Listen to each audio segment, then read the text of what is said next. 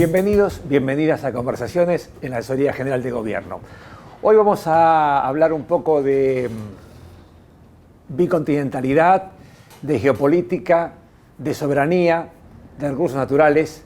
Vamos a hablar de Malvinas, la cuestión Malvinas en la mayoría de las complejísimas aristas que contiene. Y para eso encontramos a la persona tal vez más capacitada, que más comprometida y sabe de la cuestión, Juan Rattenbach. ¿Qué tal, Horacio? Juan, muchas gracias por tu generosidad de estos ratos. Gracias por la invitación y bueno, para mí es un honor. Bueno, para nosotros también. Quiero recordar que además de ser colega, sos abogado, sos magíster en economía aplicada, que trabajás en el Observador... en el Museo Malvinas. En el Museo Malvinas, sos coordinador del Ejecutivo Museo Malvinas desde su creación hasta la actualidad. Bueno, que has escrito, este es uno de tus trabajos con otros de coautoría sobre la cuestión, entre un montón de trabajos en redes, 24/7, como Exactamente. Te escuché decir alguna vez. Sí, como lo demanda la causa también. Como lo demanda la causa. Bueno, está bien, ¿qué es la causa Malvinas en dos palabras? Después vamos a ver un poquito esto porque a veces... Malvinas tiene esa carga emotiva y todo lo que tiene esa guerra de apropiación de sentido, no siempre todo clara. Entonces hablaremos de varias aristas, pero causa Malvinas, ¿qué dirías? Bueno, podría dar una definición incluso hasta escolástica, ¿no? Por lo general, cuando uno antepone una palabra antes de Malvinas, uno puede diferenciar cuestión, gesta y causa, ¿no? La cuestión Malvinas sería el reclamo diplomático de soberanía. Cada vez que hablamos de la cuestión, por lo general nos referimos a lo que sería la narrativa de la Cancillería argentina, de la política exterior argentina. Cuando hablamos de la gesta de Malvinas, hablamos de la guerra o del conflicto del Atlántico Sur, que iría desde abril hasta junio del año 82, y la causa engloba todo, ¿no? El Museo Malvinas tiene en su entrada una definición que me parece muy interesante, que es la memoria colectiva del pueblo argentino sobre nuestro reclamo de soberanía y nuestra proyección hacia el Atlántico Sur y también hacia la Antártida. Y la causa Malvinas, y de que es la definición más amplia, donde no solamente va el reclamo diplomático o lo que fue el heroísmo de nuestros soldados en la guerra, sino también las expresiones culturales, artísticas y también simbólicas que vemos en nuestro día a día, ¿no? Y me parece que también tiene que ver con el arraigo popular que tiene esta causa de soberanía. Este es un buen marco porque a mí me gustaría remontarme un poquito a la materialidad en sí de lo que implica, que no es justamente solo el territorio conocido como las dos Islas Malvinas, sino su entorno y todo lo que implica. Es decir, esto en el contexto de la bicontinentalidad que vos también explicás y esto. Y esto es un tema que no es lo más conocido. Ese Malvinas, son dos islas y desde el anteojito o de mucho, hay algo. Pero materialmente, como recursos naturales, como soberanía política, este sería una arista importante. Sí, a ver, nosotros siempre que hablamos de mapa bicontinental, para quienes no lo conocen, es un mapa que por su nombre nos indica que la Argentina se sitúa en dos continentes, en América del Sur y en la Antártida hasta el Polo Sur. Es un mapa que si bien se creó conceptualmente en la década del 30, se cristalizó en los 40 y los 50, lamentablemente cayó en desuso como consecuencia de la desmalvinización y de la posguerra de Malvinas, y se reflotó en el Bicentenario en el año 2010, que se estableció el uso obligatorio en todo el sistema educativo a nivel nacional. El mapa bicontinental, lo que para nosotros respecta, es la hoja de ruta argentina del siglo XXI. ¿Por qué hablamos de hoja de ruta argentina en este siglo? Porque justamente como mínimo, parando desde La Quiaca hasta el Polo Sur, un 25% de nuestra superficie total actualmente está ocupada por el Reino Unido de Gran Bretaña. Y si además desplazamos como variable la Antártida y solamente recortamos la superficie argentina-americana, sudamericana para ser preciso, los británicos ocupan arriba de un tercio de nuestro territorio. Y esto es porque después de la Guerra de Malvinas, los británicos pasaron de reocupar solamente las islas, Malvinas, Georgias y Sándwich del Sur, a ocupar 200 millas de mar alrededor de cada una. Cuando nosotros sumamos los kilómetros cuadrados que ocupan los británicos, nos da con que ocupa un 25% de la Argentina bicontinental, un tercio de la Argentina sudamericana, y por eso cuando hablamos del colonialismo, no solamente hablamos de la ocupación del territorio, sino también de los recursos naturales, principalmente la pesca y también el petróleo que se encuentra en la plataforma continental. Claro, me parece que es importante, volviendo a la cuestión escolástica y semántica, territorio ocupado. Sí. No es porque vuelvo al punto, las Malvinas, no lo digo peyorativamente, pero queda a veces como algo pequeño y no se ve esto, es decir, primero, un sesgo colonial, una ocupación militar y de qué nivel, y este porcentaje que vos decís que es impactante, 25, 30, casi digamos que es inédito esto, que sí. haya... De hecho, no hay muchos ejemplos de países en el mundo en la actualidad, en el siglo XXI, que tengan ese nivel de porcentaje de territorio ocupado. Puede haber diferendos de soberanía en el Índico, también está a nivel sudamericano el conflicto de Venezuela con la cuestión del Esequibo, pero nunca llega a este nivel de porcentaje que es altísimo y hace también que la Argentina tenga este nivel de anomalía por el cual no es lo mismo pensar que los británicos solamente ocupan el archipiélago o la isla Gran Malvina y la isla Soledad a que nos vayamos a dormir o nos despertemos todos los días pensando que tenemos un cuarto del territorio ocupado. Todas las variables de análisis, sea de política exterior, de defensa, de economía o de desarrollo económico, hasta de educación y de cultura, cambian cada vez que incorporamos esta variable de análisis sobre la mesa, ¿no? Sí, no es para menos. No es para menos, claro. Entonces me parece que es un tema muy importante y que un poco lo que estamos tratando de hacer es visibilizar esta cuestión. En cuanto a recursos naturales, además me imagino que la fauna marina, ictícola, debe ser una de las más principales, independientemente de la prospección petrolera, ¿no? Sí. Sí, es una de las zonas más ricas a nivel mundial. También tiene que ver con una particularidad que tiene el mar argentino, que está atravesada por una corriente fría, que se llama corriente fría de Malvinas, que es un desprendimiento de la circumpolar antártica, ¿no? Por lo tanto, hace que esa zona del mar argentino sea baja en salinidad y rica en fitoplancton y zooplancton. Aclaro, no soy biólogo marino, es lo que uno aprende, ¿no?, de los colegas de otras disciplinas científicas. Por lo tanto, explica por qué hay tantos buques a nivel mundial que vienen al mar argentino, vienen al Atlántico Sur a pescar. Por lo tanto, estamos ante un mar que es una de las fuentes de proteína animal más importantes del mundo. Y ahí está la especie esta que lleva el nombre argentino. Ilex argentinus. Ese es el nombre científico que en algunos reportes de pesca de los británicos se le borran el argentinus para que quede solamente Ilex y no quede, digamos, plasmado que están ocupando territorio nacional. Es el calamar que sacan de allí. Exactamente, sí. Y hay un tema también, o sea que desde el punto de vista de la soberanía territorial es una afrenta groserísima de colonialismo, sí, ya incluso muy extemporáneo. Los recursos naturales, la cuestión ictícola, la cuestión de la prospección petrolera, que debe ser potencialmente importante. Y además, me gustaría que expliques un poquito cuál es, digamos, la relación también con la Antártida, es decir, ¿por qué es tan importante ese punto? Bueno, porque, aclaro por las dudas, el planeta Tierra no es plano. Es un geoide que tiene forma, algunos lo llaman de mandarina porque se achata en los polos. Entonces, para llegar a la Antártida hay varias formas de ingresar, pero la más conveniente, sobre todo porque es la parte más codiciada, que es la península antártica, necesariamente hay que atravesar o el Atlántico Sur o el Pacífico Sur. Es decir, necesariamente hay que pasar por la Argentina como entrada previa para llegar a la Antártida en las zonas más interesadas en términos geopolíticos. Argentina, incluso si lo comparamos con otras vías de entrada al continente, como podría ser Australia, por ejemplo, tenemos una ventaja comparativa geográfica que es la Isla Grande de Tierra del Fuego. Argentina, en términos de distancia, es la que está más próxima a la Antártida. Entonces, de alguna manera, la ocupación británica de Malvinas, ya desde el minuto cero, desde 1833, se pensó a Malvinas como un punto de apoyo logístico y militar de cara a incursiones hacia la Antártida. Es decir, hoy si el Reino Unido puede sostener la logística británica en la Antártida, es gracias a la ocupación colonial de Malvinas. Si no, pensemos lo engorroso que sería sostener una logística desde el Atlántico Norte del Reino Unido. Para dar ejemplos análogos, Estados Unidos tiene una base en el Polo Sur, en el paralelo 90, que se llama Munson Scott, y Estados Unidos se sostiene en la Antártida con el apoyo logístico de Australia y de Nueva Zelanda. Es decir, ni siquiera Estados Unidos, con lo que implica como ser la primera potencia militar del mundo, tiene la capacidad para desde el Atlántico Norte poder trasladarse hacia la Antártida sin ningún tipo de inconvenientes. Entonces creo que también la ocupación británica de Malvinas explica, o se explica mejor dicho, a través de la proyección colonial sobre la Antártida, que es ni más ni menos que la reserva de agua dulce más importante del mundo.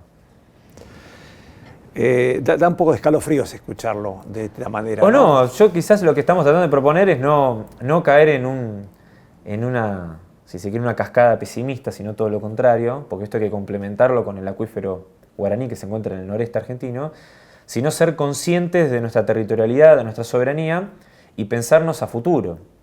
Cuando nosotros en el año 2022, desde el Museo y también Cancillería y otros ministerios como Defensa, planteamos esta consigna en el 40 aniversario, Malvinas nos une, no era una mera consigna romántica, sino realmente pensar a Malvinas como una herramienta para también bajar un poco con las internas nacionales y las internas de la interna, porque pareciera que la interna se va reproduciendo Sí, a una escala geométrica. Totalmente, claro. Entonces, si nosotros pensamos en Malvinas, naturalmente pensamos en clave nacional. Y quizás a nivel interno, las diferencias que uno creía que tenía con un vecino o con un colega empiezan a disiparse porque tenemos un horizonte común como nación. Y creo yo que no hay nación posible si no tenemos cerrada y consensuada una sola política exterior, una sola política de defensa y una sola política de horizonte de desarrollo científico-tecnológico, como lo tiene, por ejemplo, Brasil y Chile, para no irme tan lejos de Sudamérica, ¿no? Entonces me parece que la grieta no es solamente un agobio para el vecino promedio que está quizás cansado de ver las discusiones políticas endógenas de nuestro país, sino que también nos sirva para pensarnos en el largo plazo. Sí, de alguna manera, algún anclaje emocional que entusiasme alguna causa superadora, ¿verdad? Sí, y también poder tener políticas de Estado en largo plazo, porque no va a haber forma de que nos acerquemos a la idea de recuperar Malvinas si no está cerrada a nivel nacional cuál va a ser nuestra inserción internacional como país, como nación, por ende nuestra política exterior. Si podemos de alguna manera recuperar Malvinas, si no hay una proyección de largo plazo de desarrollo científico-tecnológico. Se habla mucho de las investigaciones científicas en la plataforma continental, el mar argentino, y por eso siempre traigo como ejemplo Brasil. Lula estuvo preso, es un dato objetivo de la realidad, en tiempos de Bolsonaro. Lula, después de cumplir su prisión, al momento que estamos grabando esto, es presidente de Brasil. Al momento que estamos grabando esto, Bolsonaro está con prisión domiciliaria, pero la política exterior de Brasil jamás se discutió. Bueno, Itamaraty, si uno comparará, digamos, todo ese, tiene una tradición muy lineal que no, en ese sentido, es como los norteamericanos, van para ahí. Y la política de defensa, te sumo. Lo mismo. Y también ciertas cuestiones económicas. Doy un ejemplo.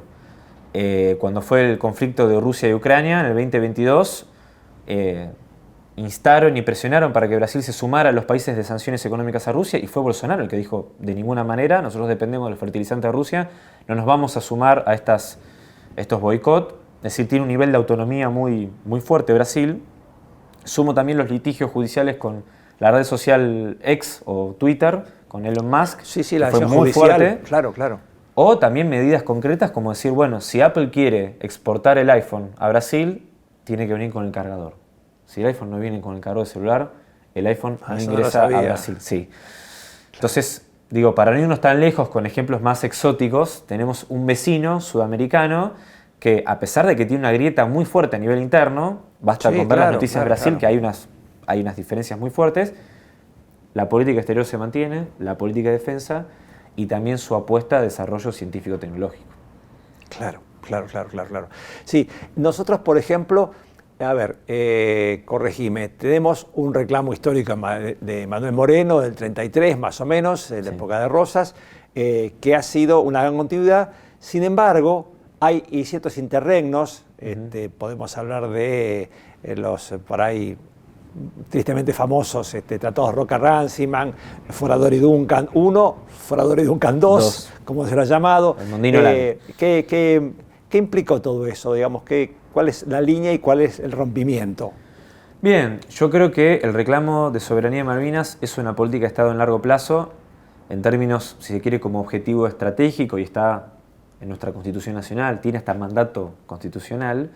Lo interesante de esa cláusula de la Constitución es que habla en la disposición transitoria de que es un objetivo irrenunciable del pueblo argentino, o sea, trasciende hasta la formalidad jurídica, pero la discusión de la posguerra de Malvinas para acá, en estos últimos, si se quiere, 40 años de posguerra y más de 40 años de recuperación de la democracia, es la ambivalencia táctica, lo que algunos autores denominan como una política pendular. por un lado, hay una táctica de la década del 90 que arranca con Cavallo como canciller y que lo reanuda Macri y Milei como presidente, que es atenuar un poco el reclamo de soberanía de Malvinas para privilegiar un vínculo bilateral con el Reino Unido. Este acercamiento con el Reino Unido se traduce en financiamiento externo, también influye en las votaciones o no o aprobaciones del directorio del FMI. Y por el otro lado lo que tenemos como experiencia de política exterior del 2003 al 2015, donde se invierte la lógica y se convierte Malvinas en la principal prioridad de política exterior argentina. Lo que tenemos del 19 al 23 es un intento de volver a ese eje, pero con una velocidad menor que la que fue la experiencia anterior. Yo creo que estamos en el siglo XXI en un mundo muy distinto al de la década del 90, al de la posguerra fría. Por lo tanto, yo creo que hoy la Argentina como país tiene un horizonte mucho más claro y de mayor oportunidades para no poner o no ver al reclamo de soberanía como un costo, sino al revés, como un horizonte exactamente a largo plazo, porque ya hay desde muchas plazas financieras, ya no todos Nueva York y Londres. Claro. Y además estamos ingresando lo que yo creo que es un mundo multipolar y por lo tanto Argentina tiene una oportunidad para tener una inserción estratégica haciendo prioridad en la soberanía. Y ya que hablas de este punto, en el ámbito geopolítico o más de la política exterior, a veces no se comprende o algunas opiniones, bueno, se hace, no se hace. Es decir, por un lado habría un mandato irrenunciable respecto de eso, que está puesto en función para que no quede en manos de una administración transitoria, bueno o malo, no importa, pero digamos que no puede ser un golpe de timón. Política exterior en todo sentido, en este caso en particular más. Ahora, ese reclamo, esas oportunidades, ese ámbito de pelea sobre el objetivo, tiene que tener una incidencia también regional. Fundamental. A ver, Argentina por sí sola y en soledad no va a recuperar el ejercicio pleno de soberanía en Malvinas. Necesariamente se tiene que dar desde una táctica y una estrategia continental, porque la región es lo que le da la musculatura diplomática que Argentina necesita para poder, de alguna manera, instalar la cuestión Malvinas a nivel internacional. Es decir, va a ser muy difícil persuadir al resto de los países del mundo, casi hasta lo digo como una consigna humanista, si no está cerrado el continente, ¿no? Los vecinos de la región. Eso me parece que es fundamental y hemos tenido ejemplos muy concretos, como por ejemplo que en el año 2013 todo el bloque de la Unión Africana se solidarizó y se solidariza con la Argentina por la cuestión de Malvinas, en parte porque todavía sigue vigentes ciertas cicatrices de lo que fue el colonialismo británico en África, también en Asia. En 2014 Rusia y en 2015 China, siendo dos miembros permanentes del Consejo de Seguridad de Naciones Unidas. Y eso fue gracias a una musculatura regional, primero con Mercosur, UNASUR, a lo que luego se le suma a la CELAC. Y para entender cómo esto realmente tiene hechos concretos, en el año 2023, post-Brexit, es decir, la salida del Reino Unido de la Unión Europea, se firmó una declaración conjunta, CELAC-Unión Europea, por el cual el bloque europeo acusa recibo que hay una controversia de soberanía en el Atlántico Sur. Relacionado con la 2065, digamos. Exactamente. Asume que hay una disputa de soberanía de dos estados-nación, lo cual es muy importante, ¿no? Claro, porque desde su creación en la Unión Europea y desde el ingreso al Reino Unido en el año 73, la Unión Europea, claro, como tiene un miembro integrado, el bloque como tal nunca se pronunció con este tema. Por eso lo interesante es que fue la CELAC la que logró la firma de la Unión Europea de ese párrafo, a pesar de que Londres llamó varias veces a Bruselas para pedir que este párrafo quedara fuera. Y en Bruselas no atendieron al canciller británico. Eso luego se tradujo en su posterior renuncia y tuvieron que llamar a un ex primer ministro a hacerse cargo de la política exterior británica, porque justamente quedó en evidencia de que hay tensiones entre la Unión Europea y el Reino Unido, número uno, y segundo, que quedó demostrado la eficacia de Malvinas en clave continental, sudamericano y latinoamericano, para poder traccionar a un reclamo a nivel global. Además que el Comité de Descolonización, si no recuerdo mal, su vicepresidente o sus comisiones son de lo que podríamos llamar lo que en otra época diría el tercer mundo, no es Inglaterra, Estados Unidos o Israel, digamos. Sí. Con lo cual también guardaría lógica, o si no entiendo mal, ese tipo de ensamblaje. Sí, exactamente. De hecho, siempre los países de África y de Asia se solidarizan con la Argentina, repito, por estas cicatrices muy presentes de lo que fue el colonialismo británico en Egipto, en Sudáfrica, también en la India, bueno, en Bangladesh. Es decir, los países tienen muy presentes, o sea, no se olvidan de lo que fue el siglo XIX, lo que fue el siglo XX también, y eso lo trasladan en decisiones de política exterior muy concretas en solidaridad con nuestro país en pleno siglo XXI. El otro día escuchaba una señora, no puedo ver el nombre, creo que era egipcia, y dice, hablamos de Medio Oriente y es un término colonial, porque claro, está el Medio Oriente, Extremo Oriente, desde Londres. Claro. Por eso ella decía, cuando yo de Egipto voy a Europa, digo voy al Medio Occidente. Claro. Y si voy a Estados Unidos, digo el extremo occidente. Exactamente. Del pensamiento colonial. Pero bueno, entonces, ahora me acordé de algo que hablamos de lo bioceánico, la exploración. A veces cómo se ensolapan cuestiones por ahí científicas que son altruistas, buenas, útiles, pero que también tiene un costado riesgoso que no siempre es mensurado. No sé si por torpeza, por mala fe o buena fe. Y pensaba en esta expedición que acabo de terminar, que fue tan popular, y me acordaba del proyecto, el programa Pampa Azul. ¿Qué hay una relación con eso o yo estoy equivocado? No, lo que decís es correcto. Yo creo que la ciencia es instrumental, la ciencia es ciencia, pero después están, yo siempre digo, después de toda investigación científica viene una decisión política. La discusión viene más en el después de la investigación científica. Cuando nosotros ingresamos a la Convención del Derecho Internacional del Mar, de la Convención de Naciones Unidas sobre el Derecho del Mar, la CONVEMAR, en el año 82, este instrumento de derecho internacional que regula la soberanía de los países en el mar, entró en vigencia en el año 95, tuvimos 15 años para presentar la extensión de la plataforma continental hasta la milla 350, que logramos presentar, repito, como política de Estado, a través de COPLA, que es un organismo que depende de la Cancillería. Bueno, cuando nosotros presentamos eso en tiempo y forma en el año 2009, surgió un interrogante. Está bien, nosotros tenemos esta extensión de la soberanía argentina en el lecho y en el subsuelo marino. ¿Cómo vamos a hacer para hacer un ejercicio pleno de soberanía de esa extensión de la plataforma? Y se creó en el año 2014 Pampa Azul, un proyecto encabezado por el Ministerio de Ciencia y Tecnología, pero un proyecto interministerial con el objetivo de que Argentina tenga capacidades propias, principalmente estatales, pero el día de mañana podría reconfigurarse en un sistema público-privado, ¿por qué no?, para que contáramos con capacidades propias para hacer un relevo de qué es lo que tenemos ahí en el lecho y en el subsuelo marino. Este proyecto Pampa Azul se desarmó en tiempos de Macri. En el medio tuvimos la tragedia del submarino Ara San Juan, donde muchas de las empresas privadas que se han prestado para encontrar el submarino, de paso también hicieron un barrido de nuestra plataforma en aquellas coordenadas. Se intentó nuevamente reinaugurar el proyecto Pampa Azul en el año 2020 a pesar de la pandemia y se volvió a echar atrás en tiempos del actual gobierno de Milei, por el cual de alguna manera se explica por qué el Estado argentino en el 2024-2025 se dio luz verde a través del Consejo Federal Pesquero, etcétera, etcétera, para este proyecto conjunto entre el CONICET y la Fundación Ocean Schmidt, que es una asociación civil filantrópica de Eric y Wendy Schmidt, que creo que son ex CEOs de Google, para justamente lo que están proyectando es un barrido de todos los fondos marinos del sur global.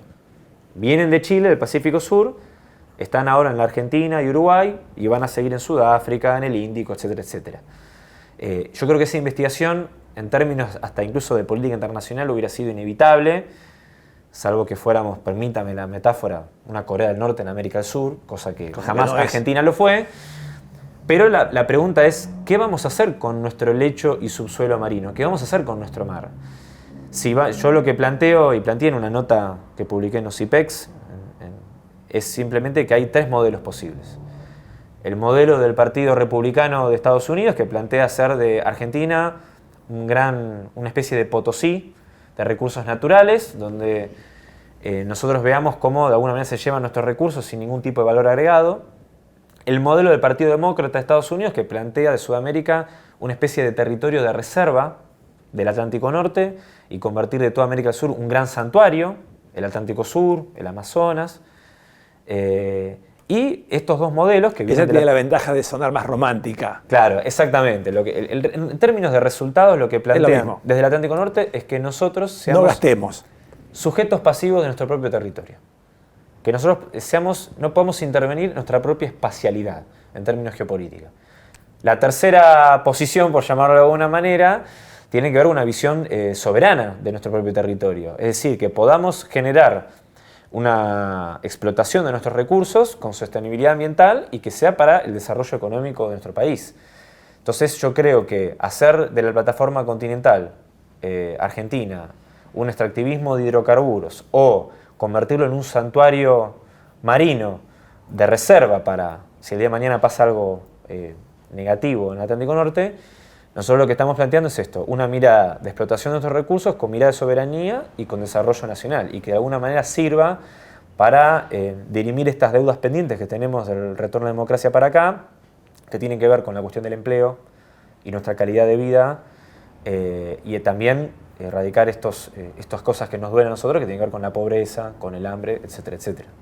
Sí, claro, esto es, por eso decía, suena romántico y dice, no, protejamos, sí, claro que proteger la mente, por supuesto. ¿Proteger para quién? No lo usan, claro, lo protegemos para nosotros, esa no es lo la gasten. discusión. Y hay, para ir cerrando un poquito la idea, bueno, esto es para meses de discusión, pero quería aprovecharte tu conocimiento, experiencia y tu militancia tan activa en esta cuestión Malvinas y en la causa Malvinas. Es decir, de los periodos que se ha llegado desde los 50, los 70, donde había una malvinización, incluso estuvimos ahí de hacernos cargo, porque eso era tierra casi de nadie. Creo que el gas llegó de la mano de Gas del Estado y la sanitario, el correo, todo dependía de esto. Y en los 70 estaba a punto ya de concretarse eso. A una, bueno, esta aventura militar, como fue tu abuelo en el informe, pero que contiene también gestas, ¿no?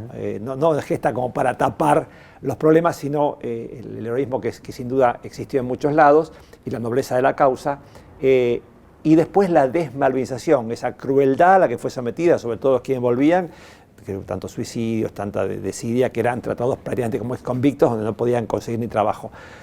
¿Cómo estamos ahora? Es decir, ¿cuáles son los instrumentos que vos ves o los ámbitos en los cuales vos te estás moviendo mucho en ese sentido, obviamente? ¿En qué estamos? Bueno, yo creo que, si se quiere, la remalvinización como fenómeno opuesto a la desmalvinización, en este siglo XXI tuvo o tiene dos etapas. La primera etapa fue romper esa inercia de desmalvinización del 2013 al 2015. Es decir, fue una remalvinización de arriba para abajo desde el Estado Nacional, ¿no?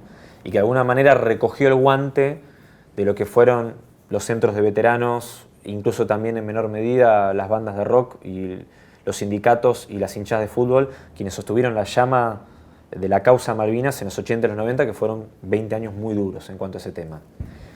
Lo que tenemos del 2015 para acá es un nuevo periodo desde el Estado Nacional, quiero ser quirúrgico con el uso de las palabras, de desmalvinización con el interregno del 19 al 23, pero lo que ha pasado es que esta remalvinización yo siempre digo que la malvinización es inevitable, porque a pesar de que esta inercia, o mejor dicho, esta instancia de remalvinización se interrumpió en tiempos de Macri, del 15 al 19, y ahora en tiempos de Milei, del fines del 23 para acá, lo que vemos es que nadie va a esperar a que la malvinización venga del Estado Nacional. Entonces la malvinización en este momento se está dando de abajo para arriba. Claro. ¿Quiénes son los principales actores? Bueno, los veteranos Malvinas siempre estuvieron, del 82 para acá, siempre estuvieron presentes en la cuestión de soberanía, pero el fenómeno que se está dando de forma, si se quiere, muy interesante, es que quienes están impulsando la malvinización a través de las capacitaciones obligatorias de Malvinas para la administración pública son, en principio, los gobiernos municipales, las universidades, y esto está alcanzando también a los gobiernos provinciales. Quizás por esto estamos teniendo esta misma conversación, ¿no? Acá en vivo y en directo. Porque de alguna manera lo que se está viviendo es, bueno, no vamos a esperar a que venga la malvinización desde la superestructura del Estado Nacional, no vamos a esperar porque nos urge y nos preocupa esta situación de colonialismo anacrónico en nuestro propio territorio, y esto está avanzando. En el caso de los gobiernos municipales, a fuerza de ordenanzas con los consejos deliberantes, están capacitando a todos los funcionarios municipales. Los gobiernos provinciales están haciendo iniciativas también de capacitación. Los sindicatos y las universidades, tema que me parece que no es menor, porque hemos tenido experiencias de generar materiales curriculares para docentes de escuelas secundarias y muchos docentes nos han planteado cierta frustración de por qué, habiendo estudiado, no sé, la carrera de Historia o la carrera de Geografía... Nunca vieron este tema. En 7 años, porque a ver, una carrera universitaria es una decisión de vida, es muy difícil, lleva entre 5 o 7 años, especialmente si uno trabaja en el medio. Entonces, nuestro posicionamiento es, si se malvinizan las currículas de grado de las universidades, naturalmente los docentes de escuelas secundarias, y lo mismo que los estudiantes, van a tener mayores herramientas para poder continuar esta malvinización que, si bien arranca en la primaria, también por la vía emocional Sí, y claro. los actos escolares, tener una continuidad en la escuela secundaria y en las universidades. Los posgrados se están malvinizando, pero lo que yo siempre digo es que los posgrados no lastiman. No, claro. Lo que realmente está en juego Las es carreras de grado. las carreras de grado. Los profesorados, básicamente. Profesorados, exactamente, sobre todo de ciencias sociales, porque lo que está medido a nivel encuestas, el 95% del pueblo argentino es malvinero. Yo lo que creo que ese 5% anti-Malvinas, de mi humilde opinión, está sobre representado en las mesas de toma de decisiones de la Argentina. Entonces, Sí. malvinización mediante de las currículas de grado y también garantizar esa malvinización de la escuela secundaria, vamos a lograr el objetivo que todos deseamos, que el pueblo argentino esté fidedignamente representado en la conducción de nuestra nación y que ese 95% se vea satisfecho en las decisiones que se tomen, política exterior, defensa, ciencia y tecnología, en relación a Malvinas, el Atlántico Sur, la Antártida y la construcción de nuestra patria bicontinental. Bueno, evidentemente yo me quedo muy optimista porque viendo tu juventud, tu ahínco, tu capacidad, tu comprensión, tu estudio permanente, bueno, veo que te entusiasma mucho. Yo te agradezco muchísimo este rato, tu generosidad y por supuesto también el seminario que estuviste dando, que estás dando todavía en nuestra escuela y bueno, vamos a hablar también para incorporar en la especialización algunos módulos de esto porque me parece vital. Así que no sé, lo que quieras decir antes para terminar, yo te agradezco muchísimo. Bueno, yo creo que estamos en un país relativamente joven, ya cursamos los 200 años, quizás para un país, según cómo se mire, podemos ser una patria joven todavía. Creo que está todo por hacerse y quedó demostrado de que tenemos un espíritu de ser de alguna manera un país que va a dar mucho que hablar en este siglo y está todo por adelante, así que bueno, a seguir malvinizando. Muy bien, muchísimas gracias. No, gracias a vos.